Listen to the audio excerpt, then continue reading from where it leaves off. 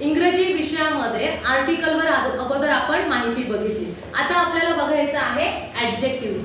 ऍडजेक्टिव्हज म्हणजे काय? विशेषण. म्हणजे नामाबद्दल विशेष माहिती सांगणारा जो शब्द असतो त्याला काय म्हणतो आपण?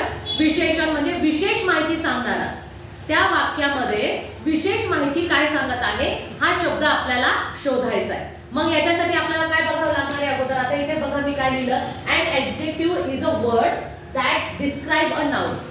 तो काय करतो? नामाला काय करतो? थोडासा डिस्क्राइब करतो, त्याचं थोडंसं महत्त्व सांगतो, त्याचं थोडं विशेष गुण काहीतरी सांगतोय, त्याला ऍडजेक्टिव्ह म्हणतात. या ठिकाणी आपण उदाहरण लिहिलेलं आहे. That was a long story. That was a long story.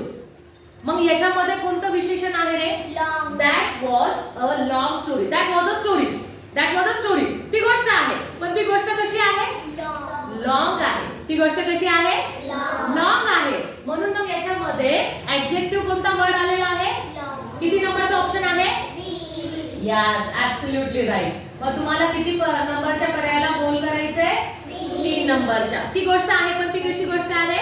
Long आहे. पुढचं काय आहे आपलं उदाहरण? She was a good dancer. She is a dancer. She is a dancer, but she is a good dancer. ती डान्सर आहे, ती नृत्यांगना आहे, पण ती कशी नृत्यांगना आहे? ती खूप चांगली नृत्यांगना आहे, ती खूप चांगली डान्सर आहे. मग इथे कोणता विशेष असणारा शब्द आहे? विशेष माहिती सांगणारा गुड. आणि गुड हा किती नंबरच्या पर्यायामध्ये आलेला आहे? 1 नंबरच्या. म्हणजे ऍडजेक्टिव्ह जो आहे तो आपल्याला शोधायचा झाला तर व्यवस्थित तुम्हाला समजला. विशेष माहिती देणारा शब्द म्हणजे ऍडजेक्टिव्ह. ठीक आहे.